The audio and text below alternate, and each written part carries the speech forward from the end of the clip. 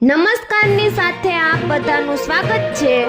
ખેડૂતો માટેના મહત્વના 8 સમાચાર જોઈએ, જેમાં ચાઇનીઝ લસણ, કપાસના ઊંચા ભાવ, ખેડૂતોને 11,000ની સહાય તથા ખેડૂતોના દેવા માફીની માંગ જેવા મહત્વના સમાચાર।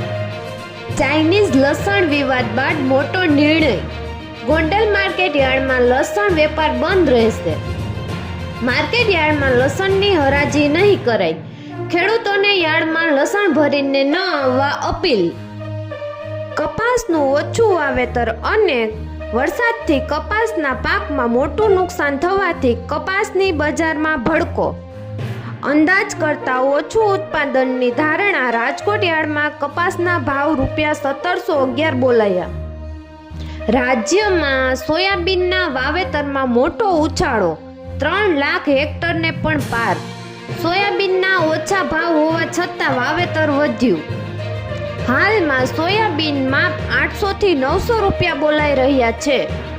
રાજ્યમાં તુવેરના વાવેતરમાં પણ વધારો થયો છે। ગત વર્ષની સરખામણીએ તુવેરનું વાવેતર 10% વધ્યું। હાલમાં તુવેરના ભાવ 2200 રૂપિયાની ઉપર બોલાઈ રહ્યા છે। અતિવૃષ્ટિથી ખેડૂતોના હાલ બેહાલ, ખેડૂતોને 2 રાહત પેકેજ આપતી ગુજરાત સરકાર। અતિવૃષ્ટિના પગલે ગુજરાતના 9 જિલ્લા અને 245 તાલુકામાં સર્વે હાથ ધરવા આવ્યો। 33%થી વધુ નુકસાન હશે તો ₹11,000 લેખે પ્રતિ હેક્ટર સહાય ચૂકવવામાં આવશે।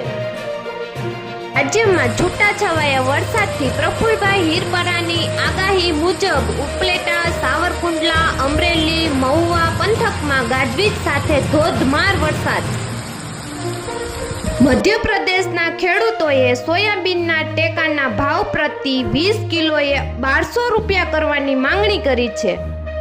આગળના દિવસોમાં માંગણી નહીં સ્વીકારવામાં આવે તો જલદ આંદોલનની ચીમકી। દિવસે ને દિવસે ખેડૂત દેવાદાર બની રહ્યો છે। ડબલ આવકના વાયદા ખોટા પડ્યા છે। આવામાં દક્ષિણ ભારતના રાજ્યોમાં ખેડૂતોનું સંપૂર્ણ દેવું માફ કરવામાં આવે એવી ખેડૂતોએ માંગણી કરી છે।